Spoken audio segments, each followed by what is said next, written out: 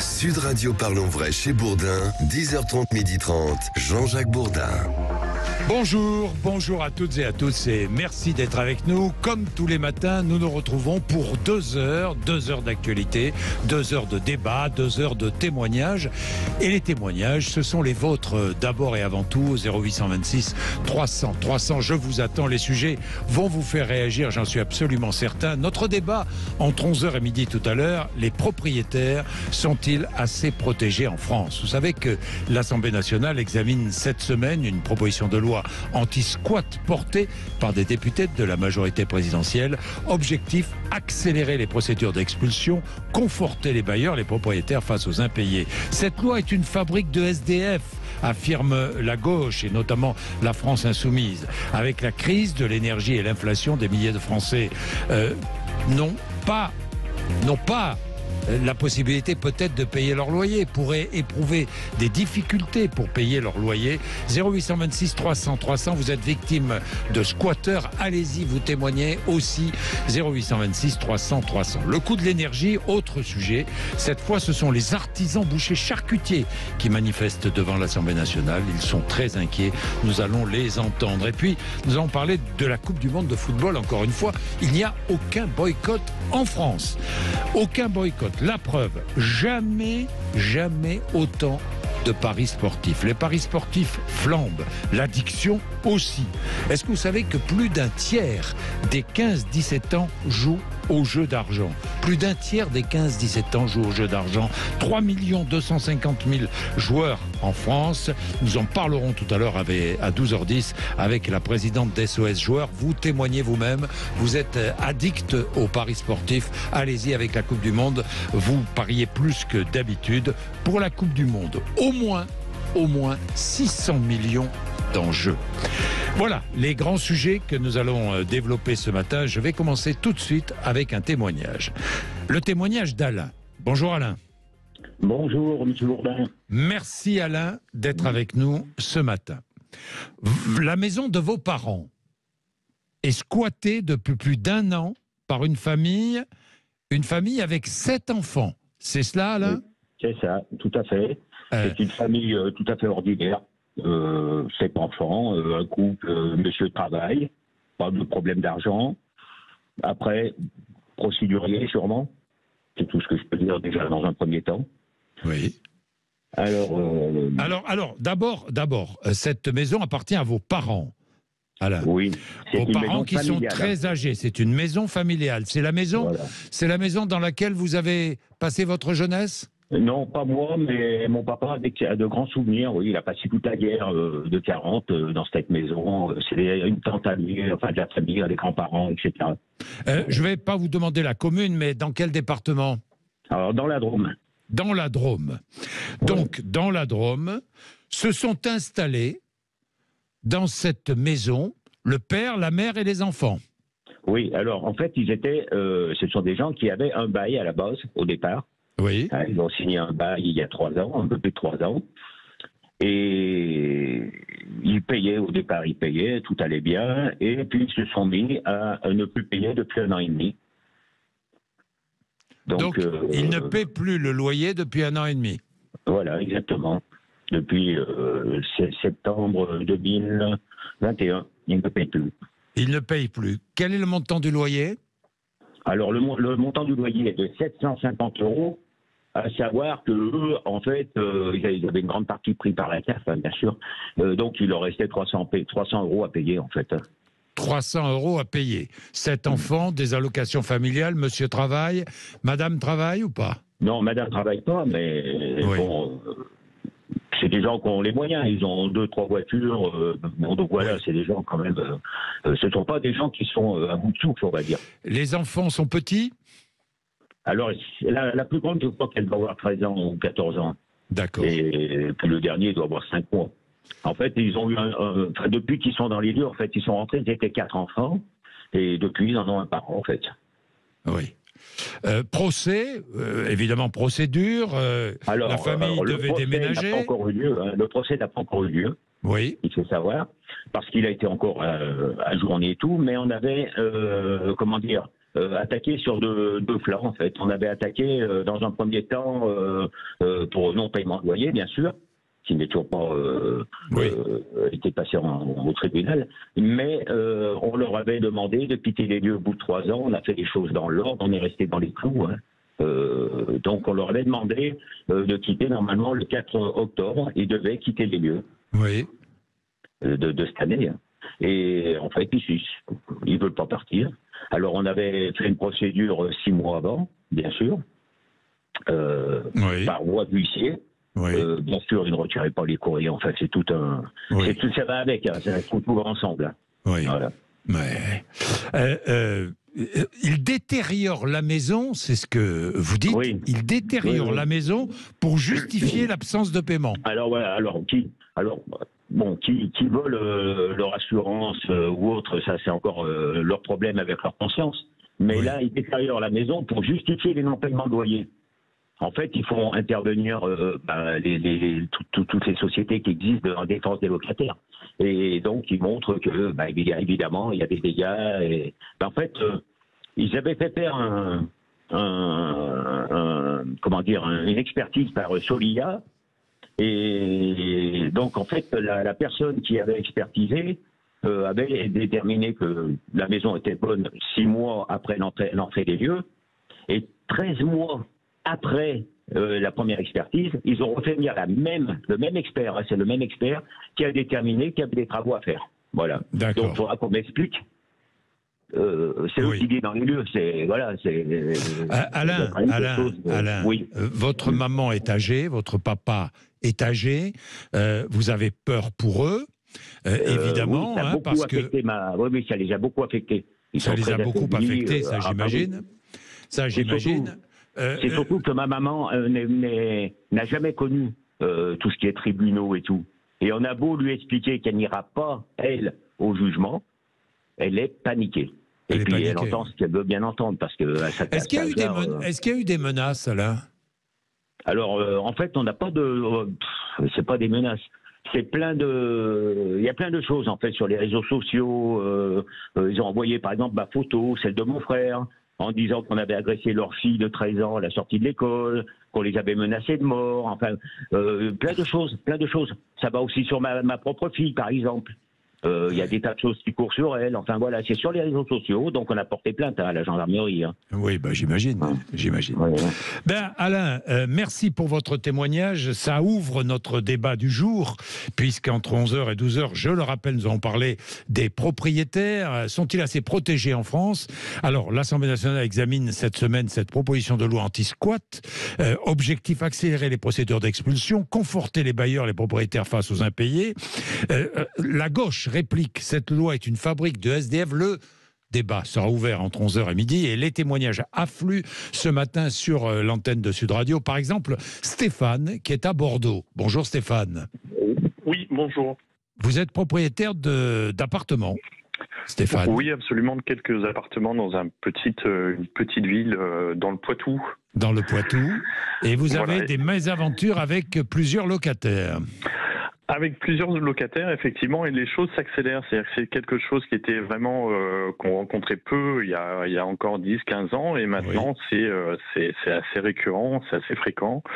Et il y a effectivement toute une population qui, je crois, se sent confortée par cette complexité et la longueur des procédures, et qui s'y installe. Et voilà, effectivement, le petit propriétaire, lui, est complètement démuni et doit gérer tout ça, à ses frais. Ça peut être très compliqué. C'est des procédures qui sont effectivement extrêmement longues.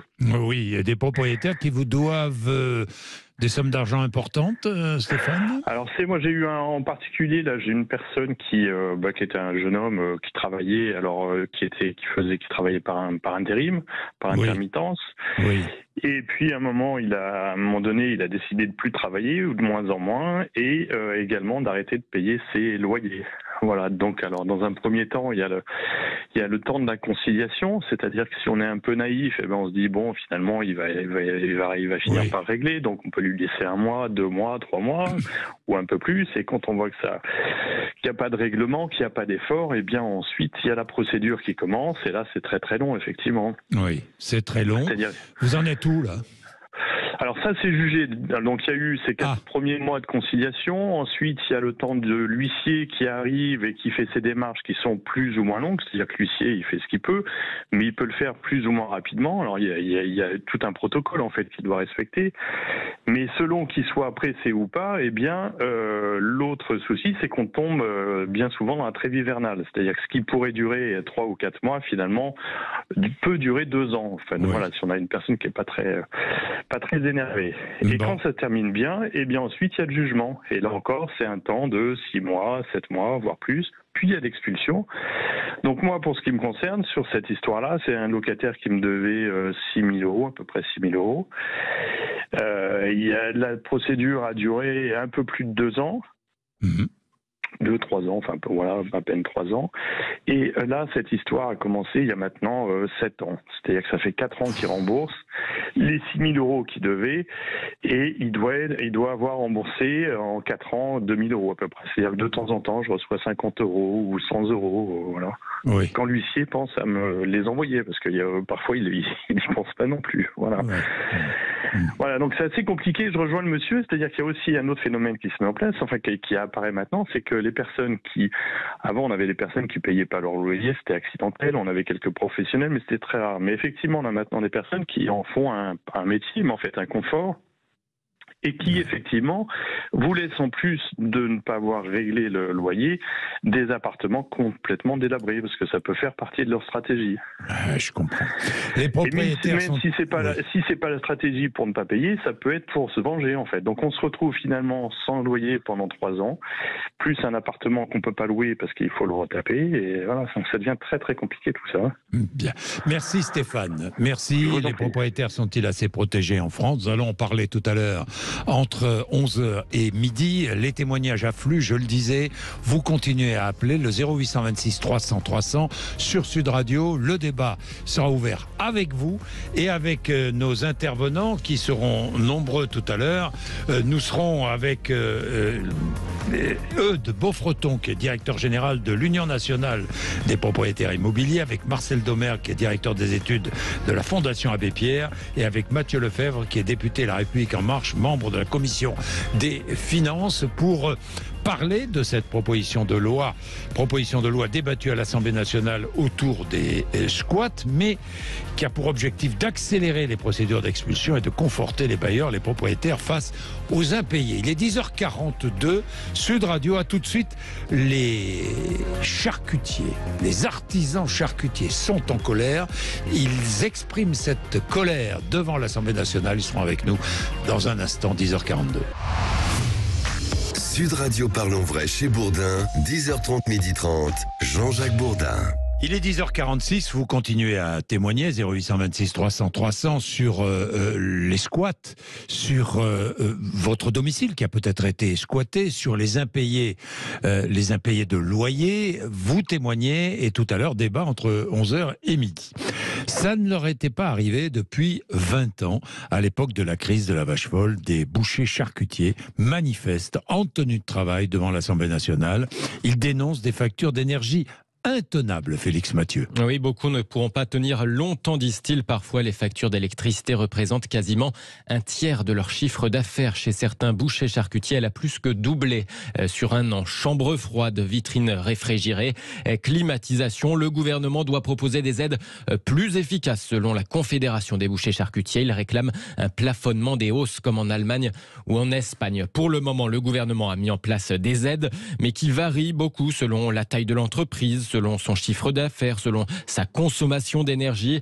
Pour les plus petites entreprises, moins de 10 salariés, moins de 2 millions d'euros de chiffre d'affaires, un bouclier tarifaire doit contenir les hausses du tarif régulé en dessous de 15%. Sauf que les petites entreprises qui consomment trop d'électricité sont exclues de ce bouclier. Alors là, des aides ont été annoncées pour ceux dont la facture a augmenté d'au moins 50% sur un an. Pour les PME un peu plus grosses, la moitié de la facture serait au tarif régulé, puis l'autre aurait des tarifs encadrés. En tout cas, les premières aides devraient commencer à tomber dans 2-3 semaines, avait promis le gouvernement. Un guichet unique a même ouvert il y a un mois pour accueillir et orienter les demandes, sauf que selon un sondage Opinionway pour la Tribune, 80% des chefs d'entreprise n'ont pas entendu parler de ce guichet unique. Jean-François Guillard, bonjour. Bonjour. Merci d'être avec nous. Vous êtes le président de la Confédération des bouchers charcutiers, artisans bouchers charcutiers. Vous manifestez devant l'Assemblée nationale, Jean-François Guillard. Ce fameux guichet unique, vous en avez entendu parler ? Je dirais, oui, j'en ai entendu parler, certes, mais je crois que si on est là aujourd'hui, c'est suite à notre Assemblée générale d'il y a 10 jours à Marseille, où justement nos représentants de département nous ont demandé de sensibiliser parce que ils n'étaient pas au courant de tous les aides éventuellement possibles, mais surtout de l'incompréhension avec certaines hausses de factures. Et je crois que le plus important, c'est le manque de lisibilité à moyen terme. Aujourd'hui, j'étais avec un collègue tout à l'heure, il appelait son fournisseur d'énergie, il a donc son prix bloqué jusqu'au mois de mai, et on lui a répondu laconiquement, vous recevrez un courrier au mois de mars, et vous verrez bien. Si c'est par 3, par 4, par 5, vous verrez bien que son entreprise ne pourra pas tenir, tout simplement. Oui, mais je regardais les propositions faites par le gouvernement qui a mis en place des aides pour les plus petites entreprises, moins de 10 salariés, moins de 2 millions d'euros de chiffre d'affaires. Un bouclier tarifaire contient les hausses du tarif régulé en dessous de 15%. Oui, alors ça couvre en moyenne 60% des artisans. Oui. Mais les 40% qui restent ne sont pas concernés et eux sont complètement exposés. 40% qui restent, les 40% qui restent, ce sont des artisans plus gros, des entreprises un peu plus grosses. Il n'y a pas besoin d'être beaucoup plus gros. Vous avez 11 salariés, vous n'êtes plus dans le cadre. Vous n'êtes pas à 36, mais vous êtes à 60, vous n'êtes plus dans le cadre. Donc, en fait, c'est trop restrictif. La marge, après, est beaucoup trop importante. On n'est pas des multinationales, on est des entreprises avec bien souvent un seul actionnaire. C'est le chef d'entreprise. Alors pour les PME un peu plus grosses, la moitié de la facture serait au tarif régulé, puis l'autre moitié aurait des tarifs encadrés. Ça veut dire quoi, ça ? Ça veut dire que si vous avez 40 000 euros d'augmentation, votre facture va peut-être être réduite à 30 000. Oui. Mais pour un artisan, c'est tout simplement pas supportable. Bien souvent, les 30 000 euros, c'est son résultat au bas du bilan. Oui. Une fois qu'il a sorti sa rémunération. Ça veut dire derrière qu'il ne peut plus investir. Aujourd'hui, avec l'incertitude, il ne peut pas non plus employer parce que s'il emploie quelqu'un et qu'il se prend 30 000 euros de charges en plus, comment voulez-vous tenir ? C'est pas possible. Alors que demandez-vous ? Un bouclier tarifaire comme pour les particuliers ? S'il faut, on n'est pas opposé à payer un petit peu plus cher s'il y a besoin. L'électricité, c'est pas là le problème. On demande c'est de la lisibilité. Comme je vous ai expliqué tout à l'heure, vous recevez un courrier, on vous demande de 3, 4, 5, 6 fois. C'est tout simplement pas possible. Après, dans les gens qui sont à moins de 36 kW, il y en a quand même pas mal qui ont plus de 10 salariés, donc cela ne rentre pas. Et vous avez des entreprises qui ont aussi moins de 10 salariés, mais qui sont à 50 kW, ne rentrent pas. Bon, donc, alors, que demandez-vous ? On demande un élargissement du bouclier tarifaire et plus de lisibilité à moyen terme sur l'évolution des prix de l'énergie. D'accord. Plus de lisibilité sur l'évolution des prix pour savoir où vous allez, tout simplement. Tout simplement pour savoir si on peut gérer nos entreprises, si on peut continuer à travailler. Parce qu'aujourd'hui, on a quand même, il y a eu l'augmentation de la matière première, l'énergie.